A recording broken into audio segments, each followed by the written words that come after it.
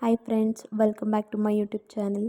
ನಾನಿವತ್ತು ನಿಮಗೆ tasty and simple ಆಗಿರೋ ಮಟರ್ ಪನ್ನೀರ್ ಮಾಡೋದು ಹೇಗೆ ಅಂತ ತೋರಿಸ್ಕೊಡ್ತೀನಿ. ಮೊದಲಿಗೆ ಒಂದು ಪ್ಯಾನಲ್ಲಿ ಒಂದು ಸ್ವಲ್ಪ ಬೆಣ್ಣೆನ ಆ್ಯಡ್ ಮಾಡಿ, ಹಾಗೆ ಒಂದೆರಡು ಟೇಬಲ್ ಸ್ಪೂನಷ್ಟು ಎಣ್ಣೆನ ಆ್ಯಡ್ ಮಾಡ್ಕೊಬೇಕು. ಅದಕ್ಕೆ ನಾವು ಕಟ್ ಮಾಡಿಟ್ಕೊಂಡಿದ್ದಂಥ ಪನ್ನೀರನ್ನ ಆ್ಯಡ್ ಮಾಡ್ಕೊಬೇಕು. ಪನ್ನೀರನ್ನ ಒಂದು 2 ಅಥವಾ 3 ನಿಮಿಷದ ಕಾಲ ಬಿಸಿನೀರಲ್ಲಿ ಹಾಕೋದ್ರಿಂದ ಅದು ತಿನ್ನುವಾಗ ನಮಗೆ ರಬ್ಬರ್ ಥರ ಅನಿಸೋದಿಲ್ಲ. ಸೊ ನಾನು ಕೂಡ ಇಲ್ಲಿ ಮೊದಲು ಪನ್ನೀರನ್ನ ಬಿಸಿನೀರಲ್ಲಿ ಡಿಪ್ ಮಾಡಿದ ಮೇಲೆ ನೆಕ್ಸ್ಟ್ ಈ ರೀತಿ ಫ್ರೈ ಮಾಡ್ಕೊತಾ ಇದ್ದೀನಿ.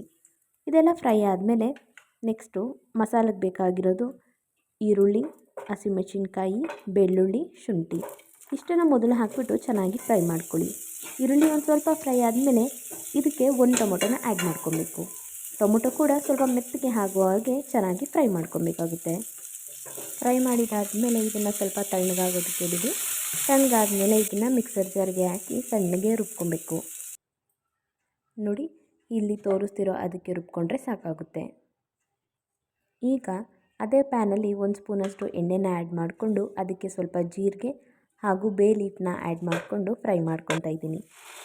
ಇದಕ್ಕೆ ಈಗ ನಾವೇನು ರುಬ್ಬಿಟ್ಕೊಂಡಿದ್ವಲ್ಲ ಆ ಮಿಶ್ರಣನ ಆ್ಯಡ್ ಮಾಡಿಕೊಂಡು ಚೆನ್ನಾಗಿ ಮಿಕ್ಸ್ ಮಾಡ್ತಾಯಿದ್ದೀನಿ.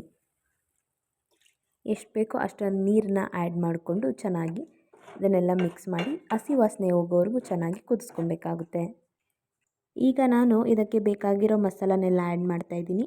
ಚಿಟಿಕೆಯಷ್ಟು ಅರಿಶಿನ, ಒಂದು ಅರ್ಧ ಸ್ಪೂನಷ್ಟು ಧನಿಯಾ ಪುಡಿ, ಅರ್ಧ ಸ್ಪೂನಷ್ಟು ಖಾರದ ಪುಡಿ, ಹಾಗೆ ಒಂದು ಸ್ವಲ್ಪ ಗರಂ ಮಸಾಲ ಹಾಗೂ ರುಚಿಗೆ ತಕ್ಕಷ್ಟು ಉಪ್ಪನ್ನು ಆ್ಯಡ್ ಮಾಡ್ತಾಯಿದ್ದೀನಿ. ಇದನ್ನೆಲ್ಲ ಆ್ಯಡ್ ಮಾಡಿ ಚೆನ್ನಾಗಿ ಮಿಕ್ಸ್ ಮಾಡ್ಕೋಬೇಕು. ನೆಕ್ಸ್ಟ್ ಇದನ್ನು ಒಂದು ಸ್ವಲ್ಪ ಹೊತ್ತು ಕುದಿಯೋಕ್ಕೆ ಬಿಟ್ಬಿಡೋಣ. ನೆಕ್ಸ್ಟ್ ನಾನಿಲ್ಲಿ ಬೇಯಿಸಿಟ್ಕೊಂಡಿದ್ದಂಥ ಬಟಾಣಿನ ಆ್ಯಡ್ ಮಾಡ್ಕೊತಾ ಇದ್ದೀನಿ. ಬಟಾಣಿ ಆ್ಯಡ್ ಮಾಡಿ ಚೆನ್ನಾಗಿ ಮಿಕ್ಸ್ ಮಾಡಿ ಅದು ಕೂಡ ಒಂದು ಸ್ವಲ್ಪ ಕುದಿಯೋ ಥರ ಬಿಟ್ಬಿಡೋಣ. ಚೆನ್ನಾಗಿ ಕುದ್ಮೇಲೆ ಇದಕ್ಕೆ ನಾವು ಮೊದಲೇ ಫ್ರೈ ಮಾಡಿಟ್ಕೊಂಡಂಥ ಪನ್ನೀರನ್ನ ಆ್ಯಡ್ ಮಾಡಿ ಚೆನ್ನಾಗಿ ಮಿಕ್ಸ್ ಮಾಡ್ಕೊಬೇಕು. ಲಾಸ್ಟಲ್ಲಿ ಒಂದು ಸ್ವಲ್ಪ ಕಸೂರಿ ಮೇಥಿನ ಆ್ಯಡ್ ಮಾಡಬೇಕು. ನಾನು ಆ್ಯಡ್ ಮಾಡಿದ್ದೀನಿ, ಬಟ್ ವಿಡಿಯೋದಲ್ಲಿ ಸ್ಕಿಪ್ ಆಗಿದೆ ಅದು. ಆ್ಯಡ್ ಮಾಡಿದ್ಮೇಲೆ ಒಂದು 2 ಮಿನಿಟ್ಸ್ ಕುದಿಸ್ಕೊಂಡ್ರೆ ಸಾಕಾಗುತ್ತೆ. ಟೇಸ್ಟಿಯಾಗಿರೋ ಮಟರ್ ಪನ್ನೀರ್ ರೆಡಿ ಆಗುತ್ತೆ. ನೋಡಿ, ಈ ರೀತಿ ಗಟ್ಟಿಯಾದಮೇಲೆ ಸ್ಟವ್ನ ಆಫ್ ಮಾಡಿಕೊಂಡ್ರೆ ಸಾಕು.